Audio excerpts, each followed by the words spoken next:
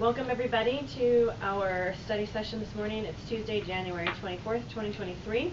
The time is 8:07 a.m. and we are convened as the Provo City School District Board of Education and meeting at 280 West 949 North, in Provo, Utah.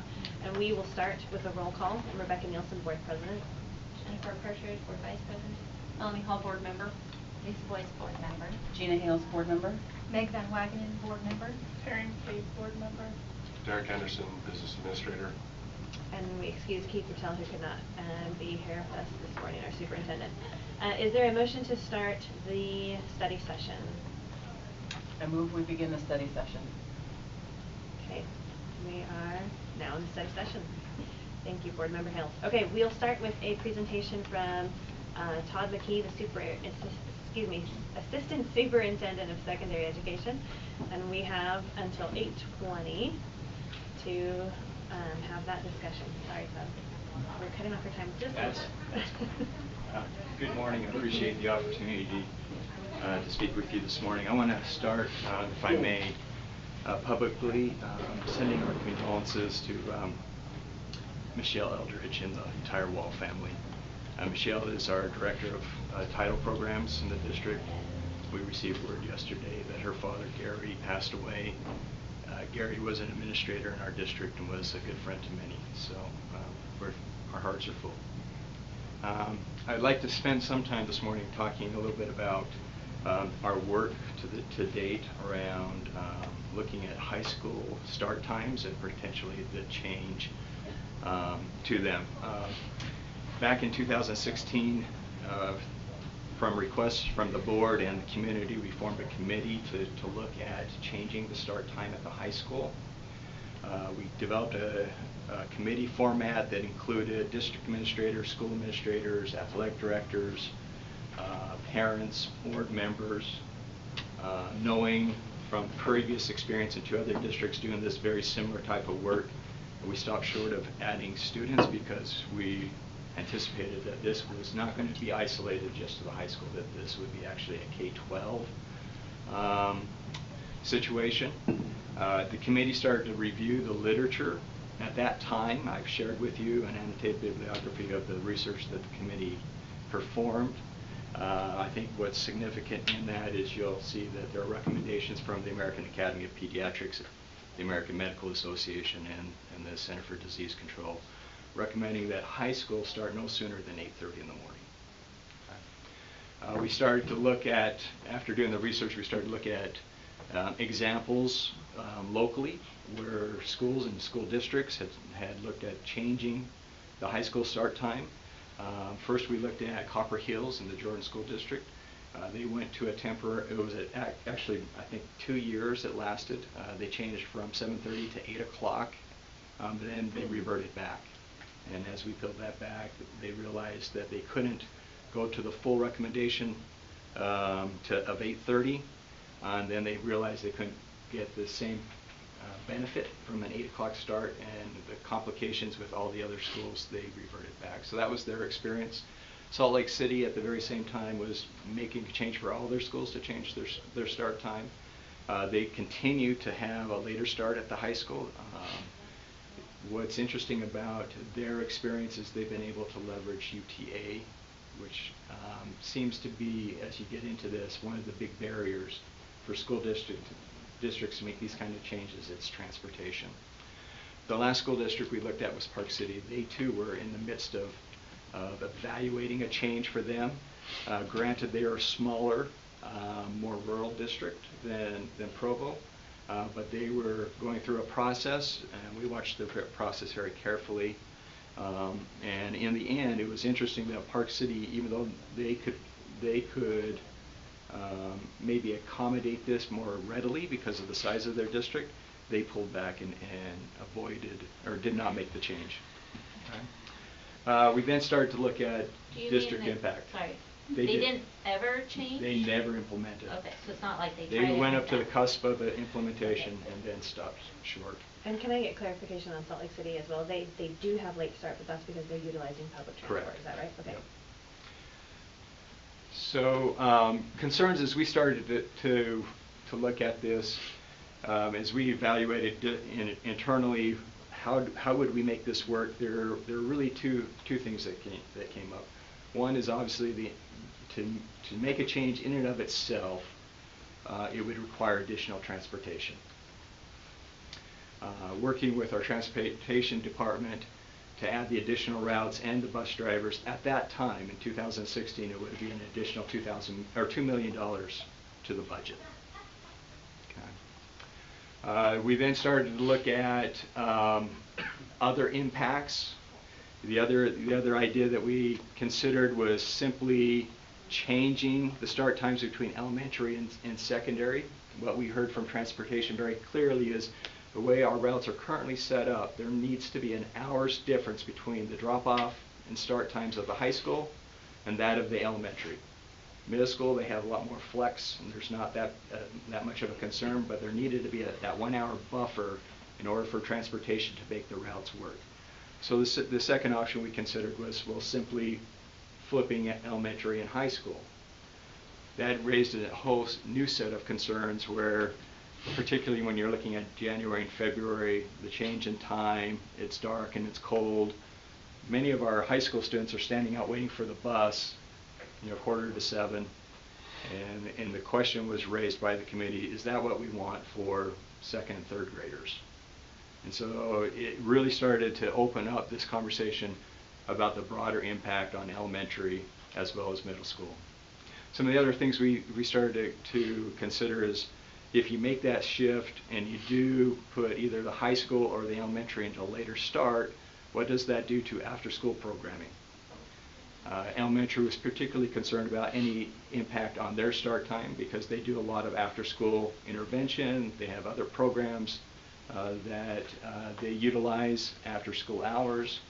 All those things would start to be impacted. So there was seemed to be a lot that we needed to grapple with.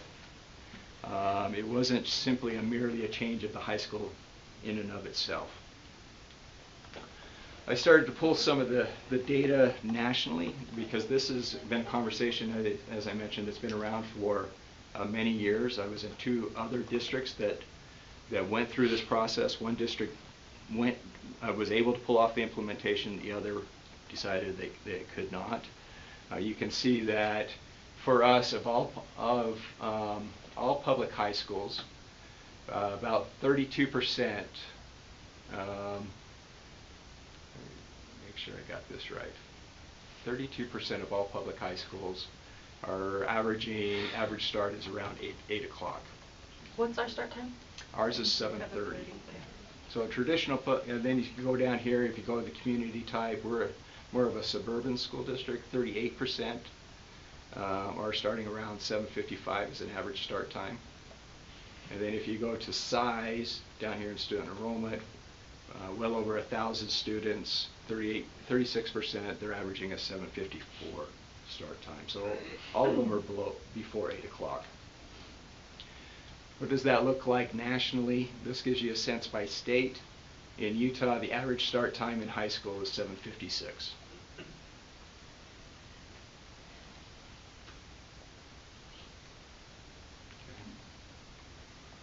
I pulled the data for this year on local districts along the Wasatch Front, Salt Lake County and Utah County.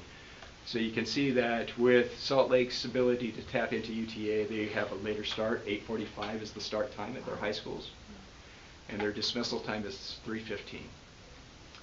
And this is because the secondary students are taking public They're transportation able rather to than a utilize, school bus. correct. And that's So like sanctioned by the district? They're able to they're say, able to work that out. This is Yes. your bus route on the UTA bus. Correct. They're probably paying for the UTO. There's a partnership with UTA. This is not uncommon in urban districts where they utilize public transportation. And could we do that? We don't have. We have UTA though. How are they? UTA doesn't even go past it. It doesn't even go that far. So it's Not UTA, it's dependent the upon closest routes, UTA. the partnership. UTA does. This isn't cost-free to any district, so Sure. there is a cost to it. I think anything's possible, but I know that urban districts are able to utilize it much more readily than suburban districts. Granite maintains a 7:30 start. Jordan also a 7:30 start. Canyons claims a 7:50 start. It's interesting, there are asterisks there. is they have intervention time starting at 7:05. So they're claiming a 7:05 when students can come into the school and start working with teachers, but an official class time start is 7:50. Alpine's moved it to 7:45 and Nevo's to 7:50. So you can get a sense of our two neighbors. They seem to have adjusted just a few. And we are minutes. 7:30 and 2:15. Yeah, And we're we used to- 7:30, 2:15 start. We used to Yeah. have a model similar to Canyons, right, where our high schools had their intervention time first, right? And we've changed that in the recent past. It's flipped, yeah, it's adjusted. Mhm. And when schools were running it in the morning, it was 1 day a week. Okay. like on Wednesday morning or something. Okay. It would be a Monday or Wednesday, Yeah. it just depends. All of our schools have moved that intervention time to an early release on Fridays, and that's K-12. Okay. I know Pleasant Grove does theirs before lunch. Yeah. And some schools add additional time within the school day. You know, the one challenge we have is we start to look at start and end times, and we start thinking about intervention. This is somewhat separate, but there is an impact, is meeting our 990 requirements in terms of instructional time.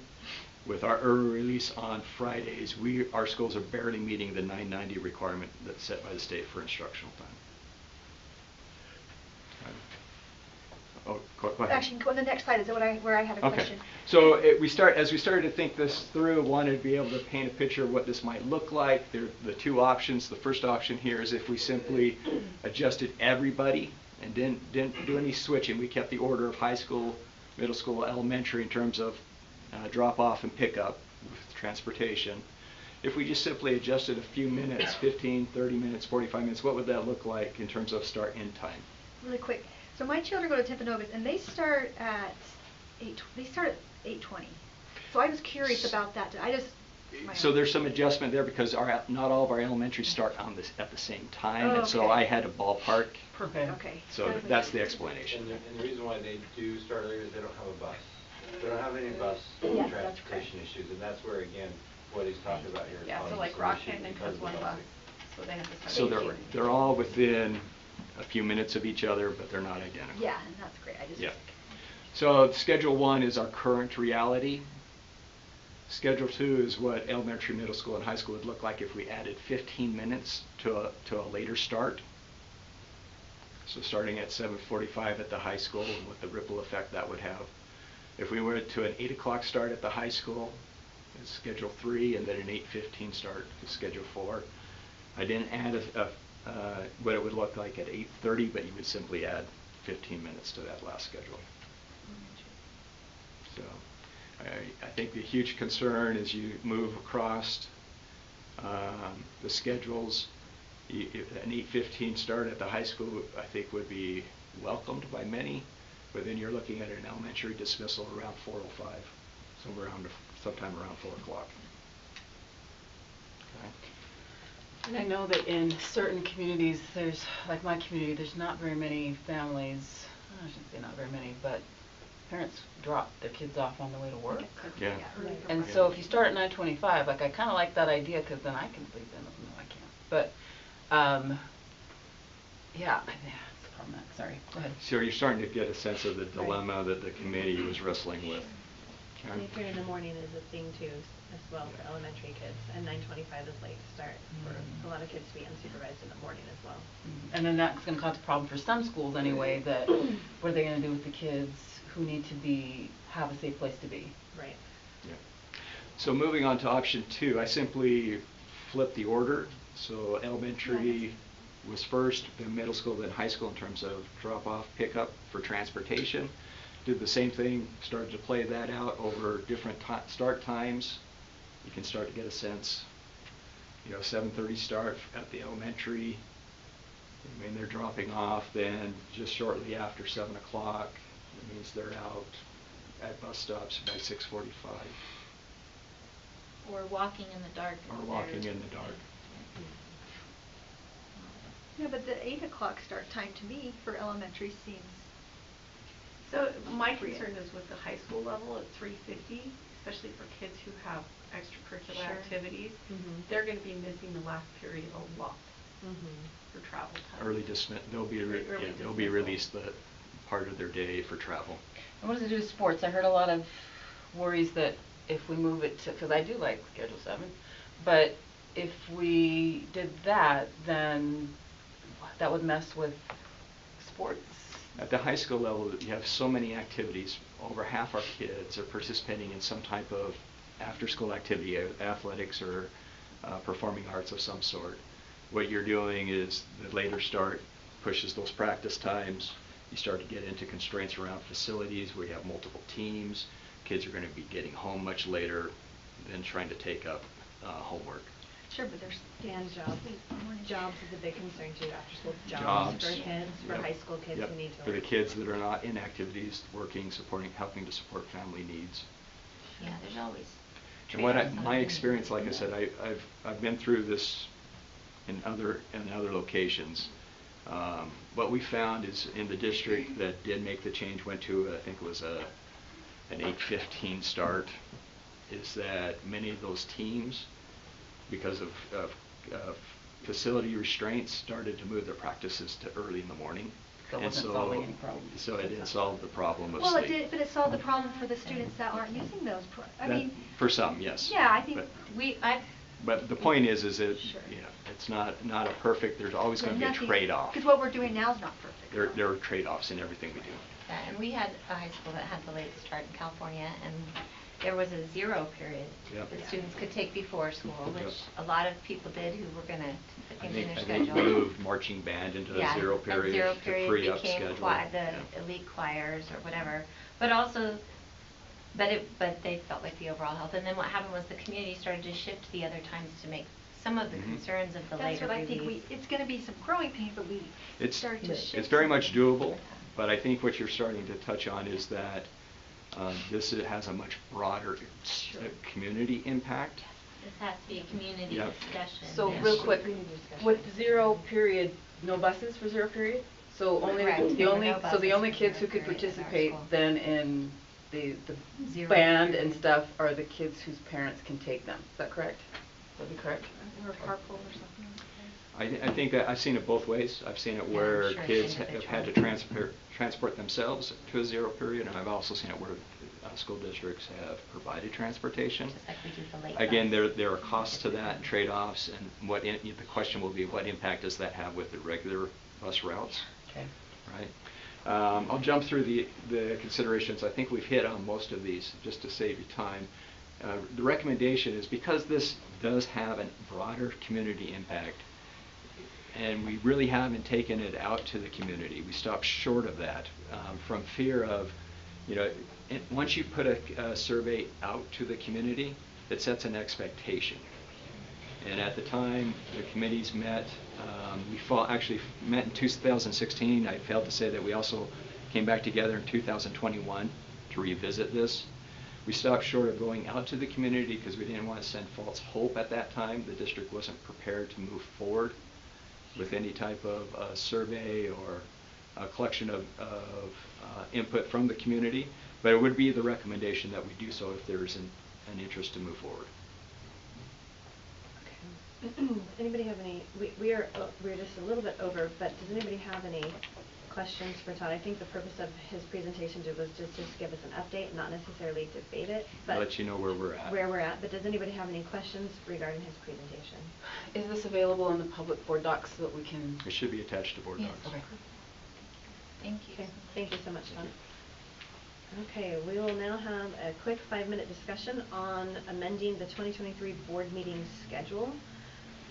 In our last meeting, Board Member McCabe proposed changing the start time of the regularly scheduled morning meetings to 5 p.m. So Terry, would you like to start us off on that discussion? Just 7:30 is not normal for any High school start time. Right. Wait, I'm hearing some of us have been we're fine with our kids at early morning. So have a morning meeting. Plus, if we need employees to come and present something, they have to get a substitute or something. It's better we have it at 5 o'clock, so everybody, easier for people to come, it's easier for the public to come. You know, normally we do have people here, but not at 7:30 in the morning.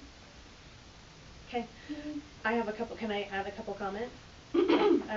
I personally, it's in my, if I'm talking self-interest here, I love the idea. We brought this up a couple of years ago and discussed it, and it didn't work at that time. And I was part of the reason that was brought up, because these meetings are super hard for me to come to in the morning because of my work schedule.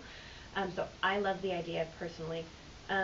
There's just a couple things I would want everyone to keep in mind if we decide to go this route. The first is that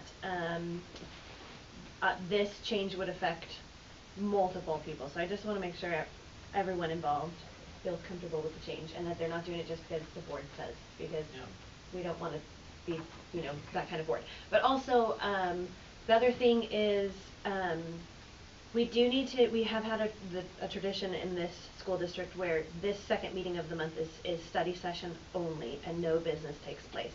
So every once in a while, we do vote on things when it's really pressing and we need to vote on something like we're doing today, but that's not typical. And so I see that if we, I can foresee that if we don't protect that tradition, which that's really what it is, we don't have to keep that tradition, but if we want to make sure that the second meeting of each month is shorter and doesn't take up all of our evenings and protect our family time and the time of the council, then we need to be very, very careful about protecting that tradition and making sure that we plan accordingly and don't let it just become one of those things, well, we have time, so we're going to just add all these different things. So that's a potential problem I see. One other quick suggestion I just want to make is, in talking with Keith, when we were planning this agenda, he suggested that perhaps our second meeting of the month starts at 4 instead of 5. So that way... That's what Alpine does. Okay, that way we're not impeding too much on the council's after hour time. And if we kind of protect that tradition of not having business, then we can hopefully keep it, you know, to something short and be out by 6. Hour and a half is what we're Yeah, looking at we usually, typically right? do an hour and a half. We almost never stick to hour and a half. It's almost always 2. So, like, I think if we could start at 4, we could probably be done by 6, potentially by 6, which is a lot more doable for me personally. I would And aim for 5:30, but you would want 5. Oh, and we would aim for 5:30, right? But, yeah. So those are just a couple things I just wanted to say and consider. But anyone else have any comments or That's questions? what the other board schedules that I looked at, that they have the same. Their second meeting's always a study session. They don't do business. They don't do business. Unless they Okay. have to. Okay. And I mean, they all start at different times. Alpine starts at 4. Some even don't start till 6. Mhm. It just depends on. I like 4 because then we Whatever can also they get want. out and get to concerts and sports things Yeah. for our families. And, Okay. Anybody else have any thoughts or? Well, I have something at 4 that I'll just move, so I don't think it needs to be around a person sitting here or anywhere individual Mhm. schedule necessarily. So I don't mind this morning thing, even though I do need to be home by 9 Right. for my job. But I just think whenever it is, I'll make it work. So what I really would love to make sure it's working for our sake. How does everyone back here feel? I think there's a lot of wisdom in that earlier time. I think that I've seen some schools and other districts I've worked in sometimes utilize that even as a time to consider going to a different location. Do you mean going to a school 4? and holding that Do you meeting. mean 4 or the 7:30 a.m.? 4 o'clock. 4 o'clock. Okay. Yeah. I think that it makes sense for the makeup of the board now. It seems like a lot of you would benefit from an afternoon meeting. Mhm. But I think that the 4 o'clock, we talked about it in council, that we when that was lobbed out by Keith as a suggestion. High school guys, so I'm used to Right. A lot of us, this has been an improvement in our schedule to get this job where we're not at the buildings all night long when we were high school principals. So we're not beat up by it, but I think 4 o'clock can make a ton of sense as far as from our perspective. Okay. So it sounds like 4 o'clock maybe the golden compromise here. Okay. So then when we go to the business meeting, we'll vote on that. And so we'll look for someone to make a motion on that one when we go there. Okay. And then let's do a quick update on the superintendent search. And I have that. I just wanted to do one quick thing and just remind everyone that our public meetings are coming up soon. So I wanted to review those times and then make the assignments of who will be welcoming at each meeting, welcoming the public, and who will be attending, because we don't want to have more than 3 board members at any one of those meetings, so we don't form a quorum. So I outlined a few people on each one, but we can do whatever. We can absolutely change things. But Monday, February 6th is our first meeting at 6:30 p.m. at Rock Canyon. Lisa, in an email, was one of the first to say she would be happy to welcome the public, so I just put you on that one because that's close to your area. Are you okay? Although that's Melanie. Melanie also volunteered, and that's Melanie's school. I'm happy to do it or to not do it. Like I So want. Between one of the two of us, I'll be there Yeah, anyway. I'll be there too. And so, okay, so then hold on just a second. I'd like to be there. Okay, so Lisa and Melanie and Jennifer want to be there. That's 3 East Side people. Do we feel like we need to have representation at the meetings from both sides or anything like that? Does anybody feel strongly about that? Okay, so then Lisa, Melanie, and Jennifer will attend that first meeting. Lisa was the first to respond, which is the only reason I put you there, as far as the person who welcomes. But if you guys want to either sort it out, I'm okay with whatever. we'll rock, paper, scissors. Sure. Okay, sounds good. Okay, Tuesday, February 7th at 6:30 at Timpanogos Elementary Media Center. Gina specifically asked to be the person to welcome the public at that meeting, which I'm totally fine with. I don't speak Spanish, but I want to be there. Yeah. So I guess someone can translate for me. I would just like to be the one that's there to, whether it's officially welcome them or whatever, just so that they have a board member there. Right. So I've got you down as the person who actually welcomes them. Okay. And if that's okay with you. Are there 2 other board members who would like to attend I'll that go. meeting? Terry? I'll And that go. is where your Unless, kids. Rebecca, you. I'm fine letting everybody do what they feel like they want to do. So Terry and Meg. Okay. On the Wednesday, February 8th meeting at Provo High School, I have Meg down as being someone who welcomes, just because I just took the first 3 people that responded. I'm happy That's to, your but reason. same thing, like if you feel like there's someone better Well, suited. I would like to be the person who welcomes the faculty and staff at that meeting, so I have myself there. So I don't necessarily need to be the person who welcomes at Provo High. But Terry, that's also mine and yours assignment. So does anybody have a preference there on who's going to welcome the public? Sure. You want to do that, Terry? Okay, so Terry will welcome. And are there other board members who feel like they want to attend? It seems like we have most everybody on one so I'd far. love to go to that one. Okay, Lisa, and I would actually like to go to that one as well. Oh, then go for it. Well, that would Yeah, that would be be 3. Yeah, but whatever. If we're okay with that. That's okay. Okay, and then the last meeting is Friday, February 10th at 2:15 for the faculty and staff. I have myself there welcoming. I agree. That's at Centennial Middle School. And do we have 2 other people? Jennifer would like to be on that one. And I can do it too. And Melanie. Okay.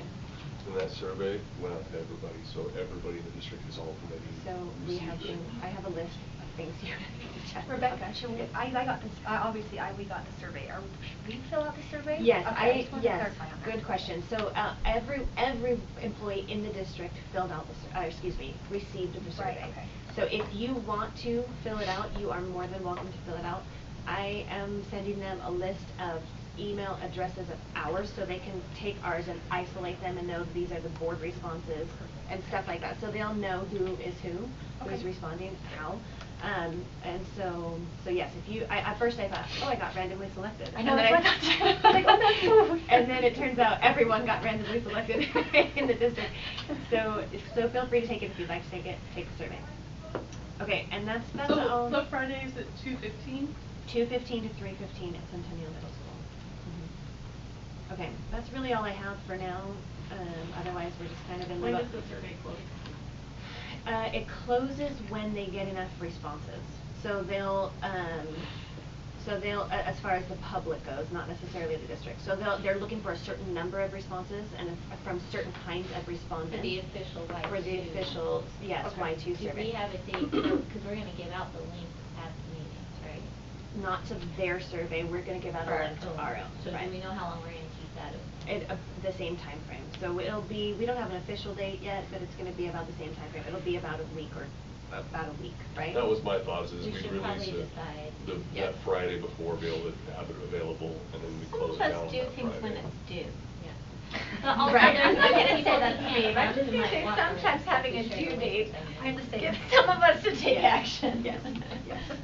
Yeah, we haven't officially put a date on our survey yet. We just said it was gonna be the same time frame as the Y2 survey, so we do need to put a date on that, so. Okay, that's really all. I had Go a ahead. teacher email me and say she doesn't live in Provo, so when she went to fill out the survey, she got kicked out of it And because she that- said. That's "I been don't live-" fixed. Okay. So I try again? Yeah. They set the survey up to go out to the public, and then they gave the employees the same public survey. Okay. So anybody that got that message, they pulled out all those employees and resent them a new link, so Okay. that they Okay, any questions on anything else going on in the superintendent search? There's not much happening right now. I do have a few things. Is anybody willing to accept some assignments to help kind of with the logistics of it? So I have a few things I need to just kind of spread around. I'm completely slammed this week and next week, so I'm gonna just be asking for help. So if everyone's okay with asking for taking some assignments, I will send out some assignments via email, and if you guys are willing to do that, that'd be great, so. Okay. You want me to set up the space? A Like we space. got for the legislative spaces? It's the one on the committee on committees that I just put something on there. It's useful for me because. Oh, you're talking a Google Space? Yes. Oh, understood. And that way it can Like a be- chat. Yeah, absolutely. Is that what Sounds that- great. That sounds great. Okay. Any other questions or comments on that? Okay, I will entertain a motion to adjourn our study session. I move we adjourn study session. Thank you, Jennifer. Okay. We will just go ahead and move right into our business meeting. Welcome everybody to our business meeting. We are convened as the Provo City School District Board of Education. It is I'm gonna just mix all this up. January 24th, 2023. The time is 8:39 a.m. and we are meeting at 280 West 940 North in Provo, Utah. And we'll begin the business meeting with a roll call. I am Rebecca Nielsen, Board President. Jennifer Partridge, Vice President. Melanie Hall, Board Member. Lisa Boyce, Board Member. Gina Hales, Board Member. Meg Van Wagenen, Board Member. Terry McCabe, Board Member. Derek Anderson, Business Administrator. And we excuse our superintendent, Keith Patel, who can't be with us this morning. Okay, is there a motion to convene the business meeting? I move that we convene the business meeting. Thank you. A motion made by Board Member Hall. Second. Second by Board Member Hales. We're now in the business meeting. The first item of business we have is to approve an amendment to the 2023 board meeting schedule. And I'll entertain a motion there. I move that the second study session of the month be at 4 p.m. Okay. Motion made by Board Member McCabe. Is there a second? I'll second. Okay, second by Board Member Van Wagenen. All in favor with aye? Aye. Any opposed? Okay, motion passes unanimously. Our second item of business is the approval of the bid for Wasatch Elementary, and I'll let Derek make some comments on that first. So what you have before you is the new Wasatch Elementary School for consideration to approve the bid for that project. As you know, this has been our final project of our schools to be rebuilt that hasn't been approved yet. This would make it to where all of our students, when this project is complete, are housed in facilities that have reinforced masonry, meaning that if there was an earthquake, these facilities would be safe. Right now we've got a couple of schools, which are Dixon Middle School and Wasatch Elementary, that have unreinforced masonry. So if there was any type of seismic event, those are the areas that are most at risk. And so this eliminates that, which is an amazing thing for our community and our school district. And so what you've got before you is essentially the plans that we've worked on, collaborated with the community, with the principal, and with other departments here to figure out the best way to get this school to what it can be based off of the budget constraints that we have. And so what I've got before you is the final numbers for the construction, which is $43,481,878 that I'm asking you to approve for the Wasatch construction project. Okay, is there a motion? I motion, It's actually in the number 5. I move that we approve the Wasatch bid. On the bottom, So, executive yeah. content. Yeah. I move that we approve the Wasatch construction project with a total cost of $43,481,878. Thank you. Motion made by member Van Wagenen. That's a mouthful. Is there a second? Okay, second made by board member Partridge. Is there any discussion? I just want to say that this is going to be a nice school, very, very nice school, and it will meet the needs of the community, regardless of how some people might be feeling. But this will be a very, very nice school. And I just want to say that we've had some discussions about how we need to involve the public in this in a better way, which has been on us as the board to make some better communication. And so we've talked about it, I think that we can be better as a board in communicating what's happening with different projects, and we can be better as a board as figuring out what's happening and being proactive. Is there anything that we think that we need to be discussed here so that the public knows, or is this something that we feel like we can hand over to Meg and have her do that, or is there anything here that, because I know that we have members of the public who are very concerned about this who are watching. Is there anything that we need to say here to help them understand? I think one of the main points we wanted to get across is that some of the delays in approving this bid has simply been because we were trying to work with the architect to make the school more efficient, but that no programming has been lost. So it has everything that they need as far as classroom space and all the spaces they were, that are necessary to run the school. And it's just gonna be more efficient and just gonna fit within our budget just a little bit better. So I think that's maybe the main point we need to make today. Is it going to look like a prison? Not according to what I've seen. Okay. I think that is there a picture out in the public that the public can see? So the draft plans of the floor plans are attached to board docs, and then if you go to our construction website, we have plans and pictures up there, along with drone footage of that we put up there monthly of the progress that is happening on the project. Okay, great. And I just do want to emphasize too that those are drafts, and so there may be minor changes aesthetically or whatnot, but for the most part, that's the general idea. Correct. And moving forward,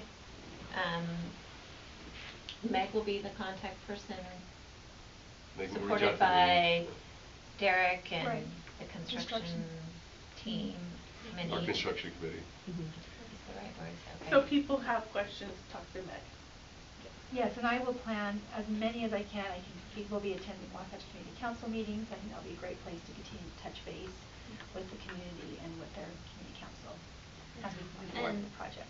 And we all got to see the plan. It's got 4 classrooms per grade level, including kindergarten, because we're being proactive. We know that we're moving towards a model of all-day kindergarten for all.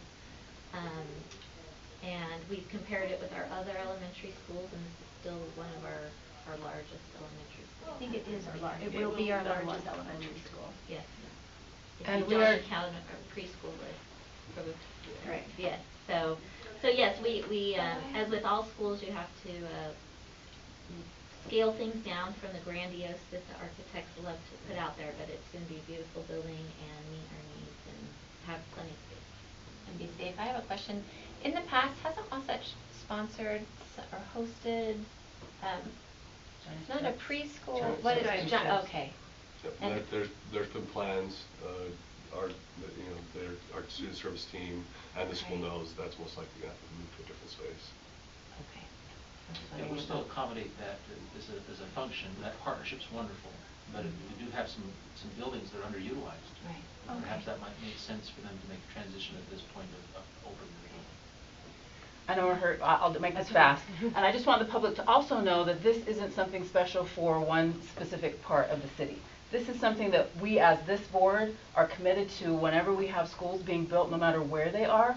We're going to commit to the same process. That the building will be beautiful. It will be, which hasn't always been the case, right? Mm-hmm. And so we are committed as a board to take this process, which we are still working on, and applying this to across the board, and it's not just for a specific part of the city. We want all our schools to be beautiful. We want all our schools to be big enough. We want all of our schools to be something we can be proud of. So I just have to put that in there.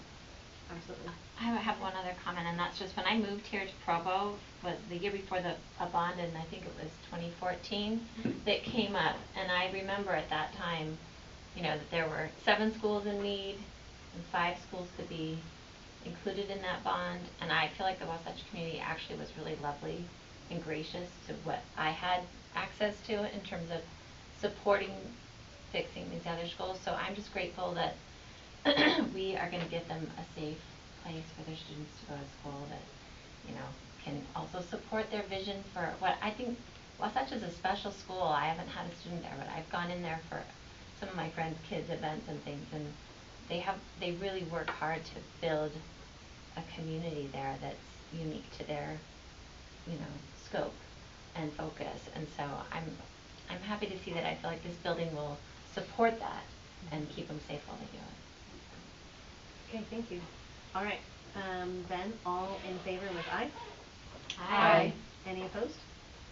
Okay, that passes unanimously. Great, we have come to the end of our meeting, so I will entertain a motion to adjourn. So moved. Okay, we are done. Thank you, everybody. See you guys Valentine's Day meeting. Bring your significant other. Any suggestions for dinner, send them to me. Well, let's see. Steak, Steak crab. and lobster. Crab. Should be less than $50 Candles, per candles. Yeah, we'll do it. Something pink and red and flowery. Yeah, chocolate covered strawberries. Actually, that's the actual real request. That means it's That means Zupas. Zupas. Yes, those are my absolute favorite ever desserts. Except when